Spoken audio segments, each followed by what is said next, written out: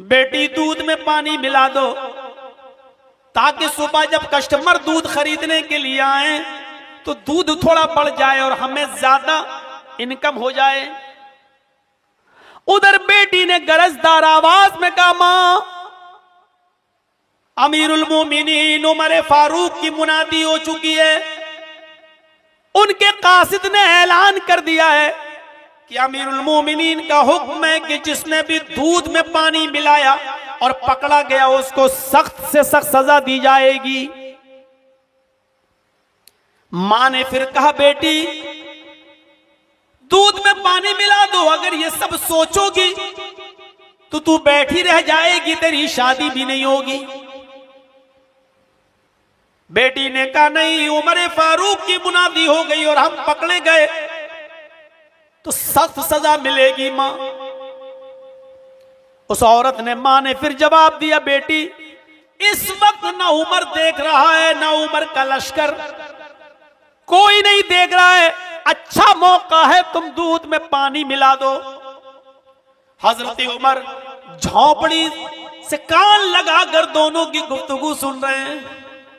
मां कहती, बेटी ना उमर देख रहा है ना उमर का कोई बंदा, उमर का कोई आदमी, उमर का कोई फर्द, उमर का कोई लश्कर, कोई नहीं देख रहा है, जाओ जल्दी दूध में पानी मिलाओ। और बेटी ने इसका जो जवाब दिया उस जवाब से उमर फारूक भी बहुत खुश हुए। बेटी ने कहा, मां उमर नहीं देख रहा है तो क्या हुआ, मां उमर को पता नहीं तो क्या हुआ, उमर का रब तो देख रहा है, उमर का अल्लाह तो देख रहा है, उमर के रब को तो पता है ये अच्छा काम नहीं है। मां मैं दूध में पानी नहीं मिला सकती, रब से कोई नहीं छिपा। इसको कहते हैं अकीदा रखना कि अल्लाह देख रहा है।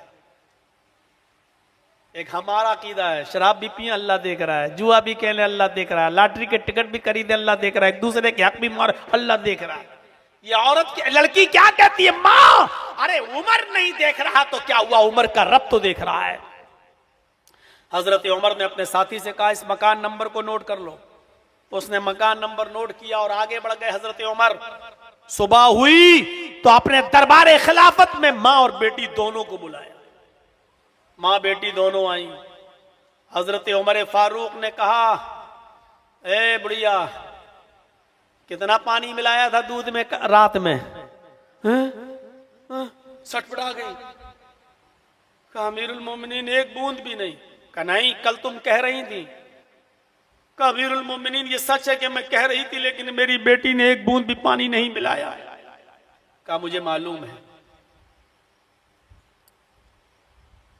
तेरी बेटी ने दूध में एक बूंद भी पानी नहीं मिलाया, मैं जानता हूं, और इसीलिए मैंने तुझे यहां बुलाया है।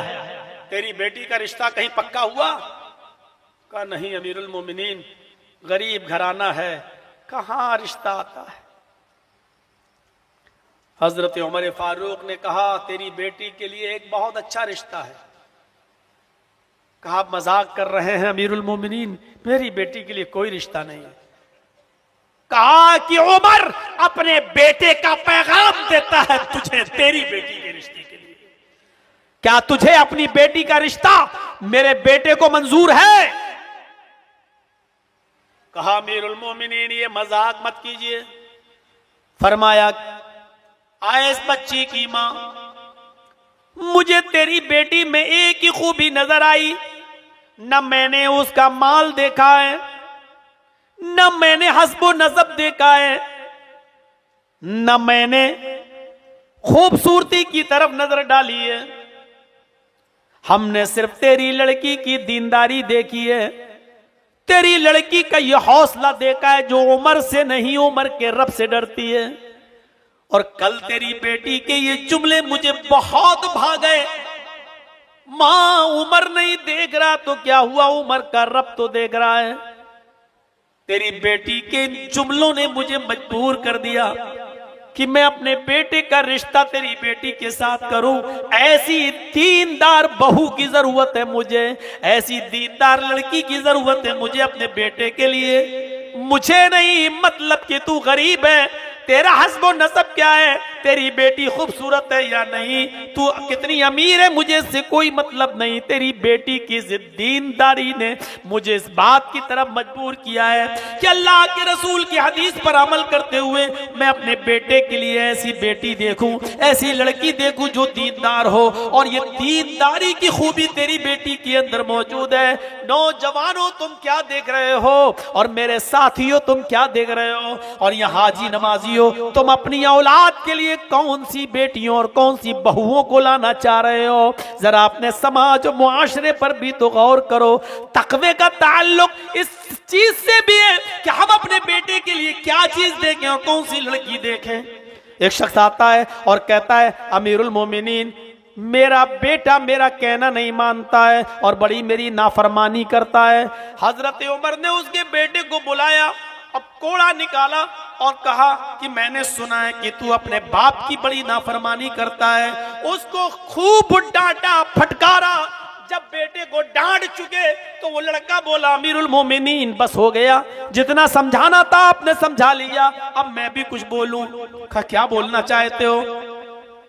कहा अमीरुल मोमिनीन, बाप के इतने इतने हक हैं जो आपने बता दिए, मैं मानता हूं, लेकिन औलाद का भी कोई हक है या नहीं? हजरत उमर ने फरमाया, हाँ औलाद का हक यह है कि जब वो पैदा हो तो उसका अच्छा नाम रखा जाए, 7वें दिन उसका अकीका किया जाए, उसका अच्छा नाम रखा जाए, उसकी अच्छी तरबियत की जाए, और जब वो बच्चा जवान हो जाए, बालिग हो जाए, तो अच्छे घर में, दीनदार घराने में उस लड़के की शादी करा दे।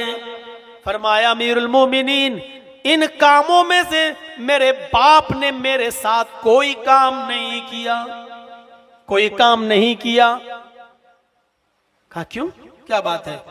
कहा अमीरुल मोमिनीन, जब मैं पैदा हुआ तो 7वें दिन अकीका भी नहीं किया, मेरा अच्छा नाम भी नहीं रखा। उसने अपना नाम बताया जिसका उर्दू तर्जमा होता है खटमल, ये रखा है मेरे बाप ने मेरा नाम। फरमाया तरबियत के लिए माँ को अच्छा होना चाहिए, ये ऐसी औरत से शादी करके लाया जिसने मेरी कोई तरबियत नहीं की। जब इसने मेरा कोई हक ही अदा नहीं किया तो मुझसे कौन सी उम्मीद रखता है कि मैं इसके साथ अच्छे अखलाक से पेश आऊं। तब हजरत उमर फारूक ने फिर बाप को डांटा, तुमने अपनी बात तो बता दी और अपने बेटे का तुमने हक ही अदा नहीं किया है, और फिर उम्मीद रखते हो कि तुम्हारी औलाद तुमसे अच्छा सलूक करे। मेरे भाइयों, ये मुकाफात अमल की दुनिया है, यहाँ बड़ा अजीब मामले होते हैं, इसलिए औरतों के मामले में भी हमें और आपको बहुत मोहतात रहना चाहिए। उनकी हर चीज बुरी नहीं होती है, इसलिए हर बात पर आप उंगली ना उठाएं। कुछ औरतें, अल्लाह के नबी ने फरमाया, आदम की पिसली से पैदा हुई, कुछ नहीं सारी औरतें आदम की पिसली से पैदा हुई हैं, और पिसली टेढ़ी होती है, फितरतन औरत टेढ़ी होती है। पिसली को अगर आप सीधा करेंगे तो क्या होगा, ये पिसली ऐसी होती है, अब आप ऐसा सीधा करेंगे तो ये सीधा करेंगे तो टूट जाएगी। फरमाया कि औरत को तुम ये चाहो कि वो बिल्कुल सुधर जाए और बिल्कुल सीधी हो जाए तो हो नहीं सकती, टूट जाएगी, और टूटने का मतलब यह है कि तलाक हो जाएगी। इसलिए कुछ चीजें उनकी बर्दाश्त करना चाहिए। हजरत उमर फारूक के पास एक शख्स शिकायत लेके गया अपनी बीवी की कि चलो अपनी बीवी की शिकायत करें, और जब वो दरवाजे पे पहुंचता है तो अभी खटखटाता नहीं है, क्या देखता है कि अंदर से कुछ आवाजें आ रही हैं। उसने कान लगाया तो देखता है कि उमर फारूक की बीवी उमर फारूक पर खूब बरस रही है, ताबड़तोड़, ये नहीं वो नहीं, ये चिल्ला चिल्ला कर बात। और हजरत उमर गर्दन झुकाए बैठे हैं। हजरत उमर 22 लाख मुरब्बा मील पर हुकूमत करने वाला गर्दन झुकाए बैठे। थोड़ी देर के बाद उमर फारूक उठे, उसने कहा लो ये मेरा क्या मसला हल करेंगे, खुद तो बीमार हैं, खुद तो बीमार हैं, मेरा क्या इलाज करेंगे। मैं तो आया अपनी बीवी की शिकायत लेकर और यहां तो खुद इनकी बीवी इनके ऊपर बरस रही है। वो लौट के जाने लगा। जब जाने लगा तो हजरत उमर फारूक ने देखा उनकी बीवी चुप ही नहीं हो रही, तो उठ के चल दी है। और ये अच्छा यही होना चाहिए, जब बीवी गुस्से में हो तो शौहर को थोड़ा अपने यार दोस्तों में टाइम घर छोड़ देना चाहिए, जल्दी से निकल जाओ। और थोड़ी देर के बाद, 1-2 घंटे के बाद आइए और थोड़ा सा झुक जाइए यार, क्या बिगड़ जाएगा आपका? जो जुमले तुम मोबाइलों पर दूसरों के लिए बोलते हो, डार्लिंग वार्लिंग, ये सब अपनी पर्सनल प्रॉपर्टी के लिए इस्तेमाल करो। कौन मना कर रहा है? आपकी जायदाद है, आपकी प्रॉपर्टी है, आप उसके साथ जुमले बोलिए। स्वीटी कितना अच्छा, अरे मीठी, गुस्सा ठंडा हुआ, आप बोलिए। अल्लाह के रसूल अपनी बीवी को कहते थे हुमैरा, आयशा नहीं, हुमैरा। हुमैरा का मतलब खूबसूरत, हुमैरा का मतलब नखरे वाली, तो आप कहते थे हुमैरा, तब वो जाके वो गुस्सा ठंडा हो जाता था। आप और नबी की बीवी और गुस्सा हजरत आयशा। अल्लाह के नबी के पास कहीं से खजूर आ गए, खुद भूखे थे, आयशा भी भूखी थी, और गुस्सा हजरत आयशा।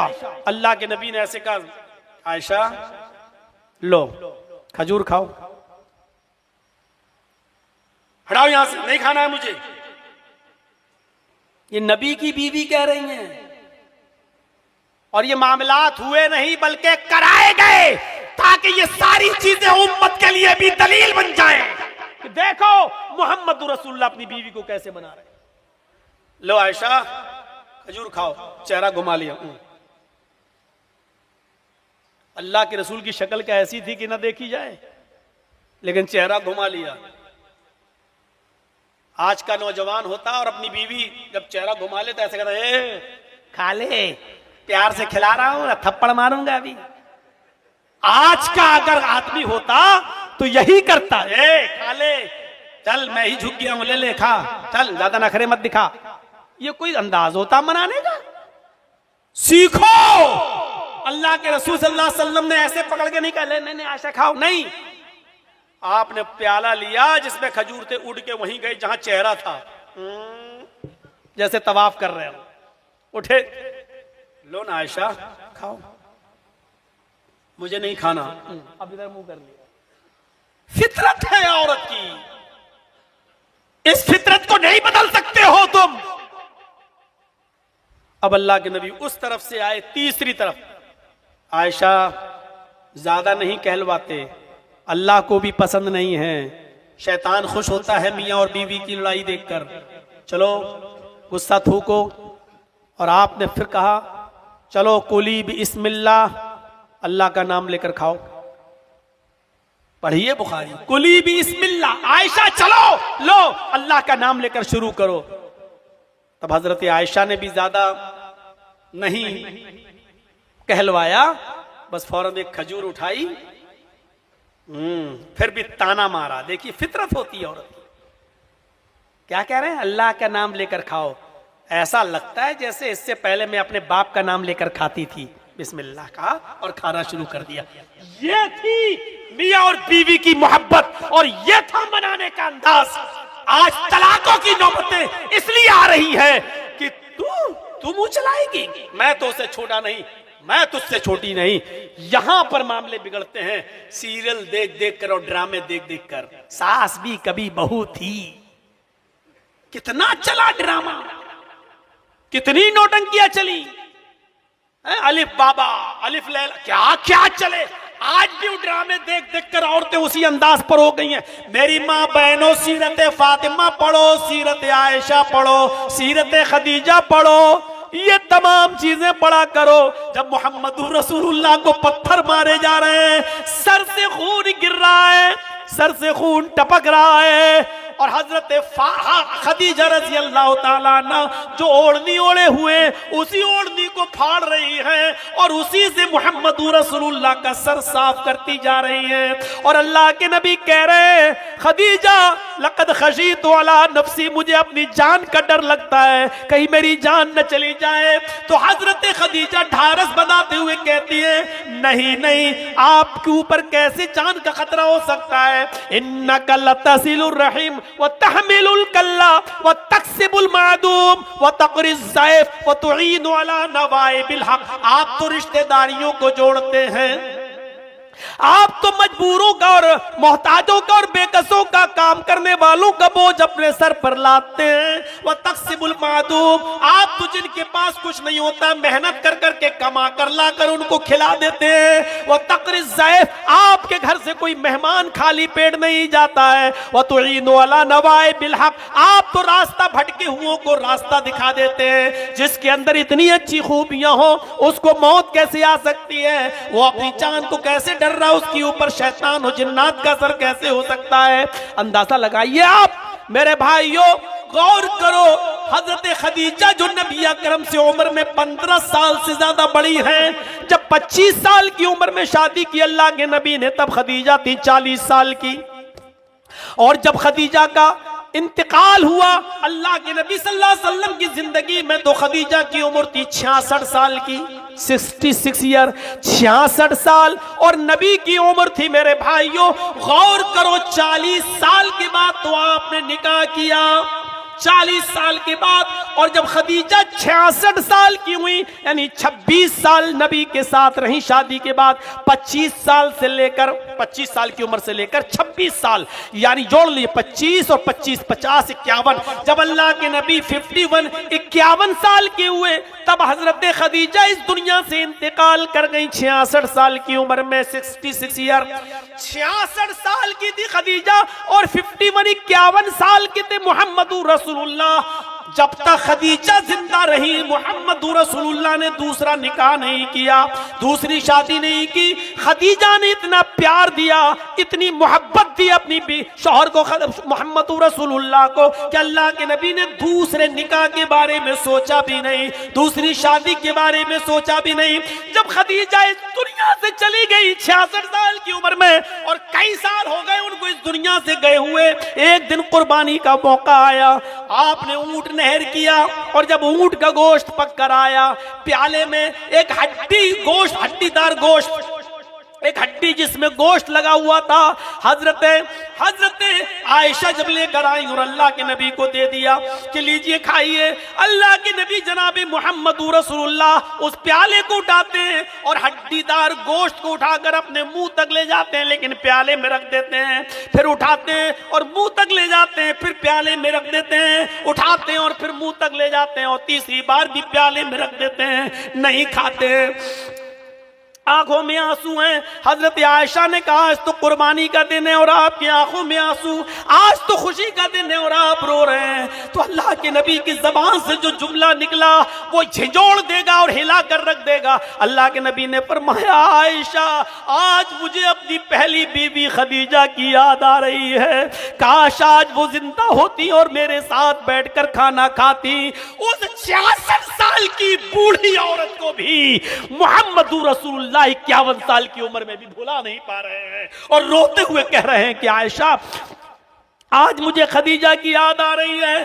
तब हजरत आयशा ने प्याला लिया और हड्डीदार गोश्त उठाकर कहा क्या उस बुढ़िया को याद करते रहते हैं? हम जवान औरत आपकी खिदमत के लिए, आप हमसे खिदमत हासिल कीजिए, बताइए मैं आपके लिए क्या करूं? क्या उस बुढ़िया को याद करते रहते हैं? तब आपने कहा आयशा खामोश, खदीजा के बारे में मैं कुछ नहीं सुन सकता, खदीजा के बारे में कुछ नहीं सुन सकता। जब सारी दुनिया मोहम्मद को झुठला रही थी तो अकेली खदीजा मुहम्मदुर रसूलुल्लाह की तस्दीक कर रही थी। जब सारा मक्का मुहम्मदुर रसूलुल्लाह को पत्थरों से मार रहा था, उस वक्त अकेले खदीजा अपने दुपट्टे का दामन फाड़कर मेरे चेहरे को मेरे खून से साफ कर रही थी। खदीजा को कैसे भुलाया जा सकता है? हजरत आयशा फरमाती है मुझे इतना रश्क किसी बीवी पर नहीं आया, अपनी किसी सौकन पर नहीं आया, जितना रश्क मुझे खदीजा पर आता है कि आप अपनी जिंदगी के आखिरी लम्हात में भी खदीजा को नहीं भूले। हजरत खदीजा को आपने कभी नहीं भुलाया। मोहब्बत के ये उसूल सीखो, शरीयत से सीखो, मोहम्मद रसूलुल्लाह के उसूलों से सीखो। मेरे प्यारे साथियों, बहुत आसान है सुन लेना, लेकिन मुझे मालूम है कि अमल करना बहुत मुश्किल है। फिर आइए उसी चीज पर, लास्ट में हजरत उमर फारूक ने उस लड़की के साथ अपने बेटे की शादी कराई। कहां चली गई दीनदारी? क्या देख रहे हैं आज हम और आप? ना लड़का लड़की में दीनदारी देख रहा है और ना लड़की लड़के के अंदर दीनदारी देख रही। और इसीलिए खमियाजे दोनों को भुगतना पड़ रहे हैं। तकवा यहां से होता है कि हजरत उमर इब्ने अब्दुल अजीज जिनकी खलीफा हैं और जिनकी बीवी के पेट में बच्चा है, हमल है, और 4 दिन से उसको खाना नहीं मिला है, पानी पी पी कर गुजारा कर रही है। एक दिन अपनी लौंडी से कहती है, उमर इब्ने अब्दुल अजीज की बीवी, तुम्हारे मालिक तो कुछ देंगे नहीं खाने पीने को, तनख्वाह पता नहीं कब मिलेगी, ऐसा करो कि तुम बैतुल माल चली जाओ और जाकर थोड़ा सा दूध ले आओ, एक प्याला, अगले महीने जब मुझे राशन मिलेगा तब मैं एक प्याला दूध वापस कर दूंगी, उधार ले आओ। लौंडी एक प्याला दूध लेने के लिए बैतुल माल जाती है और खजांची से कहती है, ट्रेजरी से, कि एक प्याला दूध दे दो। उमर इब्ने अब्दुल अजीज अमीरुल मोमिनीन की बीवी हमल से हैं और 4 दिन से भूखी हैं। हकीमों ने कह दिया है कि अगर वो कुछ खाएंगी नहीं तो उनके पेट का बच्चा मर सकता है। उस पेट के बच्चे को बचाना है जो अमीरुल मोमिनीन की अमानत उनके पेट में पल रही है, लिहाजा उस बच्चे को बचाना जरूरी है। एक प्याला दूध दे दो। खजांची ने जल्दी से एक प्याला दूध दे दिया, कल लेके जाओ। और जैसे ही उमर इब्ने अब्दुल अजीज की लौंडी एक प्याला दूध रात के अंधेरे में लेकर आती है और उमर इब्ने अब्दुल अजीज की बीवी के पास पहुंचती है, उमर इब्ने अब्दुल अजीज कुएं के पास बैठकर तहज्जुद की नमाज पढ़ने के लिए वुजू बना रहे हैं। उन्होंने देखा कि एक लड़की अंदर आई, देखा वो मेरी लौंडी है, सीधे मेरी बीवी के पास जा रही है। उमर इब्ने अब्दुल अजीज ने वुजू बनाना छोड़ा और वहां पहुंच गए। कहने लगे अपनी लौंडी से, क्या छिपाई हुई हो, चादर हटाओ। लौंडी ने जब चादर हटाई तो क्या देखते हैं कि एक प्याला है। उमर इब्ने अब्दुल अजीज ने देखा कि वो प्याला क्या है, दूध से भरा हुआ है। उमर इब्ने अब्दुल अजीज की बीवी कहती है कि ये मैंने मंगाया है बैतुल माल से। और लौंडी ने वो प्याला जब मालिकन को दिया, फरमाया मेरे शौहर नाराज मत होइए, ये प्याला दूध अगर पी लूंगी तो इस पेट के बच्चे को राहत मिल जाएगी। कई दिन से कुछ नहीं खाया है, अगर मैं नहीं खाऊंगी तो पेट का बच्चा भूखा रह जाएगा, उसकी नशो नुमा नहीं होगी, वो बढ़ नहीं पाएगा और मुझे डर है कि कहीं मर न जाए। उमर इब्ने अब्दुल अजीज ने कहा, मेरी बीवी ये दूध का प्याला मेरा नहीं है, बैतुल माल से तुमने मंगाया है और बैतुल माल उमर इब्ने अब्दुल अजीज की बाप की जागीर नहीं है, ये सारे मुसलमानों की अमानत है। जब तक मैं मीटिंग न कर लूं और सब लोगों से उसकी परमिशन न ले लूं, इजाजत न ले लूं, तब तक ये दूध तुम्हें नहीं मिल सकता है, लिहाजा ये दूध मुझे दो। उमर इब्ने अब्दुल अजीज की बीवी कहती हैं, अरे अगले महीने जब राशन मिलेगा तो वापस कर दूंगी, अभी तो पी लेने दो। उमर इब्ने अब्दुल अजीज ने अपनी बीवी से वो दूध का प्याला छीन लिया। उमर इब्ने अब्दुल अजीज की बीवी कहती है, ऐ मेरे प्यारे शौहर, मुझे डर है ये पेट का बच्चा कहीं मर न जाए।